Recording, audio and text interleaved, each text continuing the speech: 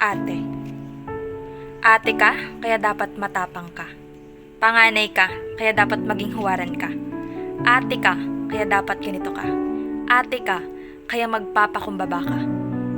Ilan lang yan sa mga pagdidikta, paulit-ulit na lumalabas sa kanilang mga bunganga. Nagdudulot ng sakit sa aking tenga. Ngunit wala akong magagawa sapagkat ako'y panganay nga. Oo, at ako ang ate. Ako ang panganay.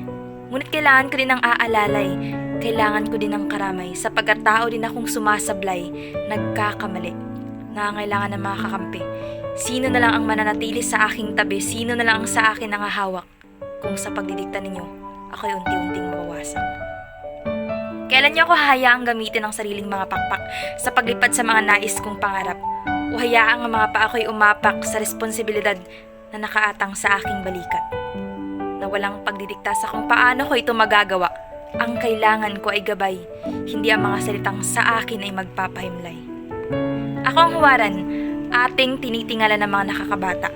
Ako ang nagsisilbing halimbawa kaya dapat maging responsable sa aking mga ginagawa. Ngunit ako'y nagmamakawa na kung magkakamali man ang panganay na ito, maaari bang ituwid niyo ng may pagdahan-dahan sapagkat ang puso ko ay madaling masaktan sa mga masasakit na maaari ninyong bitawan.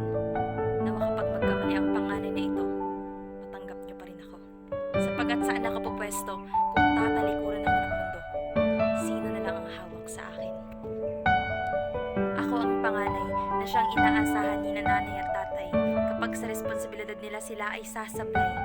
Mga balikat ko ang aako, mga kamay ko ang sasalo. Sa aking balikat na kapasan, ang tagumpay nilang inaasahan. Sapagkat ako ang unang baraha, sa akin sila unang tumaya, umaasang sa akin ay giginhawa. Kaya paano kung mabigo at masayang ang mga ito? Mapapatawad niyo ba ang pangalan na ito? Saksi ang mga tala sa malamig na gabi sa pangarap na sinambitlan ng aking labi, hindi lamang para sa aking sarili, hindi pati sa buong sambayan, ang pangarap na nais kong makamtan. Masuklian ang sakripisyo at paghihirap ni nanay at tatay para sa aking tagumpay. Kaya nawa sa aking paglalakbay, hindi ako tumamlay o mahulog sa bangin ng pagkakamali.